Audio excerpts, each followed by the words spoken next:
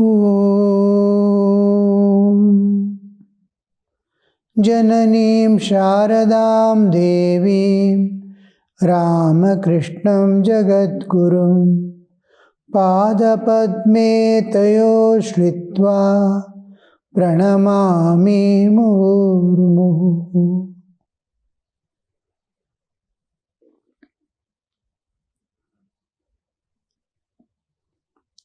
Sri Ramakrishna was thus talking to God. The devotees listened, wonderstruck to his words. The master's eyes fell upon them. He is in ecstatic state, Sri Ramakrishna. And in ecstatic state, he is talking to Divine Mother like a child with falling words. When the child speaks, it doesn't speak consciously. It is collecting the words and trying to express the inner feelings. Like that, Sri Ramakrishna, you can see the words falling from the child's mouth. He is not speaking. He is putting out like something is being put from the hand out. Words fall. Like that, one who comes coming down from the samadhi, what is happening there? Slowly they are losing the inner vision and the words will be coming out. Many times we experience such a thing in our dream. In dream, something happens, and suppose a thief comes. We'll be shouting. The last shout is shouting is waking up little by little. The shouting can be heard by others outside. He is hearing his own shouting and waking up. Before the shouting came out of the mouth, he was shouting in the dream. And shouting is continuing as he wakes up from the mouth externally also. And the people hear and come running, what has happened to him? Like that, this getting down from samadhi sthiti is only bhava samadhi. Not the deep samadhi of losing the total awareness. A small amount of world's presence will be there as just a background in which he is moving towards another dimension. The background which was last seen will continue to be there in the awareness and it brings him back. In Savikalpa Samadhi, the screen behind totally drops off. Here a little of the residual, it is like twilight, last phases of twilight. After the darkness, slowly it is entering darkness. How it smoothly, the sun is setting, you can see the sun, the brightness is still there. And as the time is passing, it takes many minutes. Slowly, the last twilight ending is a mild shade of light and maximum darkness. And darkness covers it up. Like that, while coming down, slowly they skip that scene, the divine scene, in which he was meeting God and talking, is ending away and fading down to the normal consciousness. It's a slow, gradual slope. And in that, Sri Ramakrishna continues to speak. And people are wondering what is happening, how that state could be. Even the lowest type of samadhi, the bhava samadhi, where a person has forgotten the world and forgotten the body also, bodily existence. Similar to Tandra, Nidra is entering into sleep. Is left the world and its awareness is still continuing. It is called Tandra. Sri Ramakrishna was thus talking to God. The devotees listened, wonderstruck with his words. The master's eye fell upon them. He became conscious of the people who are around him. Master to the devotees, one must inherit good tendencies to realize God. One must have done something, some form of tapasya, either in this life or in another. For realizing God, to transcending the whole nature in its entirety forever, free from, I am entering into the realm transcendental and realizing God. And imagine how much of purity, how much of devotion, how much of wisdom, how much of clarity must be there to reach that, to totally dissociate with this whole universe and go beyond to the source of the universe. So that is where from we descended to this world, and we are going back to that source, from where the universe itself appears. To reach that, Sri Ramakrishna is telling one must inherit good tendencies to realize God. Good tendencies.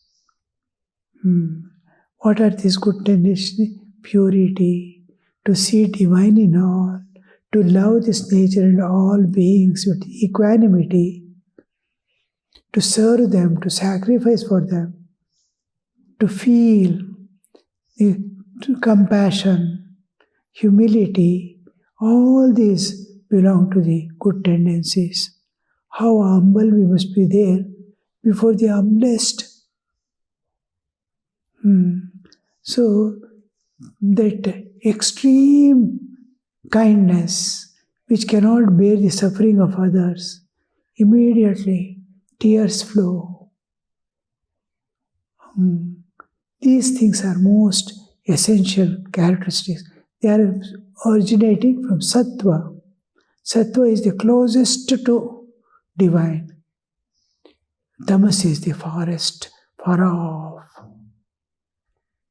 from the divine, from God, as if there is a huge mountain which is hiding the divine and we can never scale it nor know it. It's something like that. Tamas is something like that. But one day or the other, we have to transcend the tamas, transcend the rajas, and enter into sattva. The sattva is what is going to show the final path, door of the perfection. One must inherit good tendencies to realize God. Inherit means lives we are carrying that. One must have done something, some form of tapasya, either in this life or another. Tapasya. Tapasya is where self-restraint and self-control is exercised. I want to control my anger, not by disliking others or anything. I am getting angry. Getting angry is my weakness. Feeling tempted, this world is full of temptation. To feel tempted, to yield to the temptation is my weakness. I have to strengthen that. Nothing must be able to tempt me. No temptations. Every object of this world is trying to entice. Everything, every beauty, whatever is there, tries to entice. Just see a vehicle, just see a flower, just see a scene. You feel like possessing. You feel like owning, you have to, like having it by your side. Tempting, tempting. Food items. How children long. I want this, I want that. You must see when they go to hotels, how they choose, put in the mouth and leave it. Most of this food are wasted by everything is tempting. What to eat? After putting in the mouth, it is not as expected by the eyes that we see. And how much can we eat? It is never satisfied. The tongue and sense enjoyments can never be satisfied. It goes on increasing. Like skin disease, you go on scratching it, it becomes more and more. Scratching becomes necessary. So tapasya is where I put restraint. I restrain from all temptations. Self-control. Not to allow the senses and mind to wander easily. No. Once somehow you put a barrier for its outward going, then you can easily divert. It is exactly like water rushing in a river. You put a dam and divert it to cultivate fine vegetables and make a fine garden where you can have your own way of joyful living. Otherwise, water is going away to the ocean. You have put a barricade. This putting barricade is called yama, and diverting it for cultivation is called niyama. These are the first two steps of the yoga: yama, niyama, pranayama, pratyahara. All these are ashtanga. It begins with yama, niyama is common for all path, and this you must have done. That self-control. In some days, yes, my mind will not yield to anything. My mind, by grace of God, I have transcended all desires of worldly desires. Now what remains is sacrifice and love. I want to dedicate, I want to give, not to take anything from this world. So that much must come before he tries to understand the world is unreal. Unreality comes much later. But transitoriness we can understand, and this world is just a passing event. It's a passing show. Every moment is just appearing and disappearing, appearing and disappearing. Buddhists use a fine word, kshanabhangura. It is appearing and disappearing. Every moment is going away. Like water flowing in river. Our life is going away. We don't live for 100 years. We die through 100 years. Every moment we are dying. From the birth to death, every moment is countdown. The last day is going to come. Just like candle. Candle doesn't live. It is dying away. Like that, from birth, we begin our death. We are dying every day to reach the end of the death day. So here, that uncertainty and impermanency, whole thing, all this to conceive and aspire for that which is unchanging, eternal, the ocean of bliss. Here some droplets of bliss after a lot of struggle, painstaking, you get a drop of their ocean is within you. You need not go out also. Just enter within. A few layers transcend, you are in this world. So that tapasya you must have done either in this world or any of the earlier worlds. When Draupadi's clothes were being taken off, she cried earnestly, praying to God, God revealed himself to her and said, try to remember whether you have ever made a gift of cloth to anyone. Then your modesty will be preserved. Draupadi replied, yes, I remember now. Once a rishi was taking bath when his loin cloth was carried away by water current. I tore off half of my cloth and gave to him. Thereupon the Lord said, then you will have nothing to fear.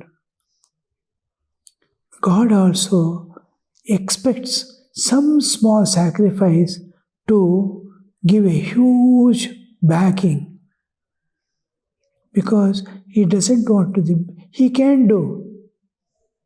He can destroy all the enemies and at will, but he never goes against the laws of nature, which he himself has created.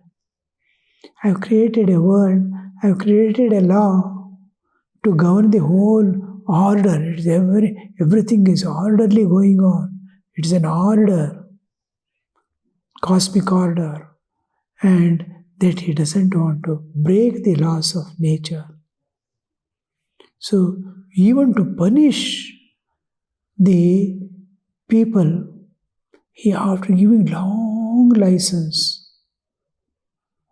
then finally, when the pot is filled and sinking is inevitable, then he takes up the arms. So he is giving an example how even Krishna had to just ask her, do you remember? Yes, I remember. Yes, you have nothing to fear. Yam was sitting on a small foot rug. Master to Yam, you have understood what I said. Yam was sitting on a small foot rug. Foot rug are the things that are put in the front of the door and elsewhere where water is kept and things like that, to wipe the feet and come inside. So here and there some foot rugs will be there. He has picked up one and is sitting on that. Because Sri Ramakrishna used to consider Bhakta, Bhagavan and Bhagavata equal. God is his Leela. God is present in every devotee who loves him. So Bhakta and Bhagavan he is to identify. Where Bhakta cannot exist without God. Wherever he is there, when in sleep or deep sleep, or in deathbed or suffering, or in joy, in whatever state, in wherever he is there, he carries the Lord in his heart. So, when devotees used to come, he used to treat them with great honor. And then, after bhajans and kirtan and dancing and everything, all part is to take the dust of that place and smear to his forehead and put on his head. Bhakta Pada Dhuli used to honor. So many devotees used to see that it's sitting on the foot rug where devotees wipe their feet and go.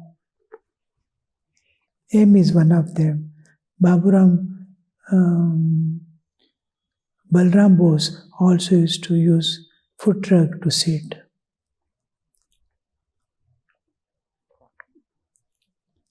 Yam was sitting on a small foot rug. Master to Yam, you have understood what I said? Yam, yes sir. You spoke about inherent tendencies. We call these inherent tendencies in Sanskrit as vasanas. Good vasanas, bad vasanas. Master, repeat what I said.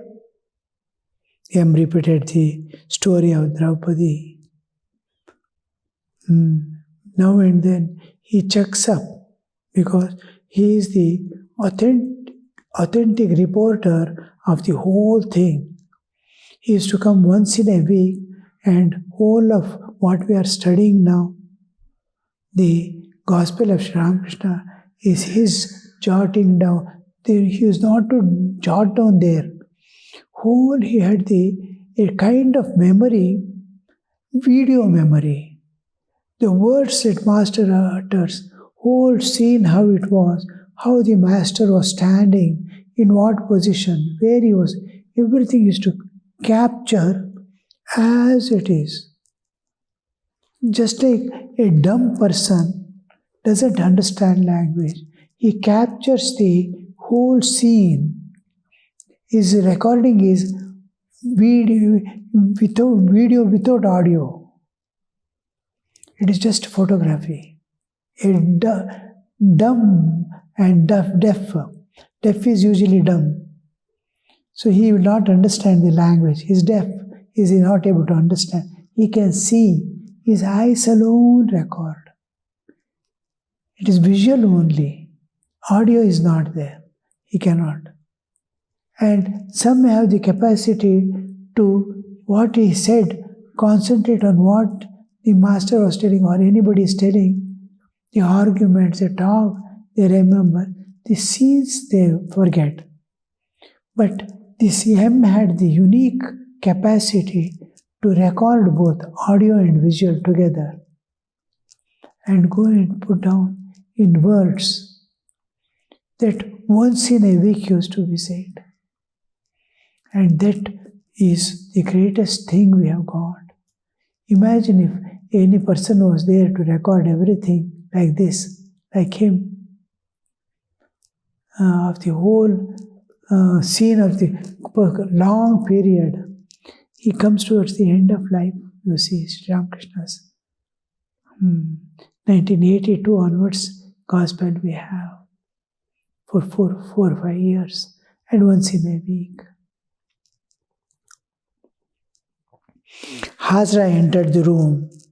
He had been living with Sri Ramakrishna in the temple garden for the past 2 years and had first met the Master in 1880 at Shihor in the house of Hriday. The Master's nephew. Hriday is Master's nephew. Hazra's native village was near Shihor, and he owned some property there. He had a wife and children and also some debts. From youth, he had felt a spirit of renunciation and sought the company of holy men and devotees. The Master had asked him to live with him at Dakshineshwar and looked after his necessities. Hazra's mind was a jumble of undigested religious moods.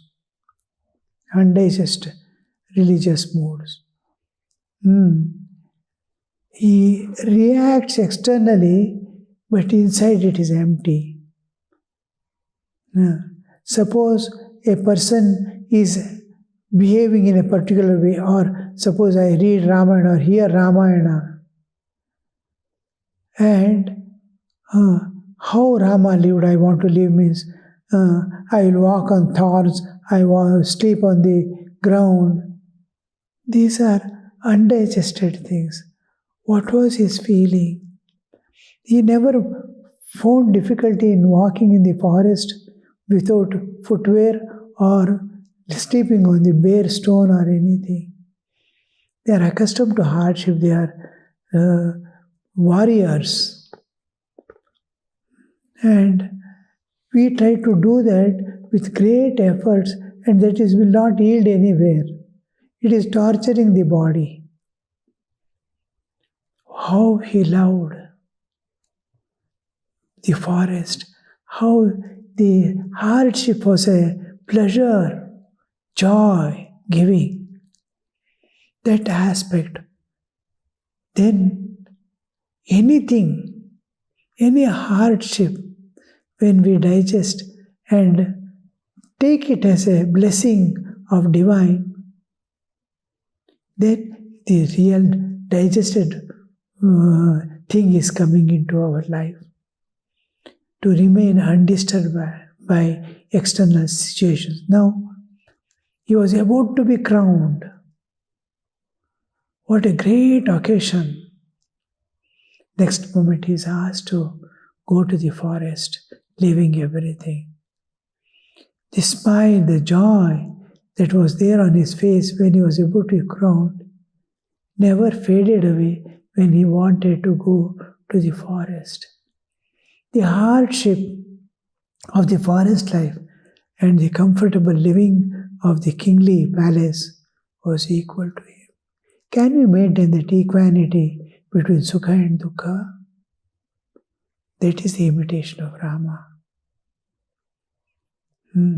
which we fail. We can make an artificial forest also, go on walking in that.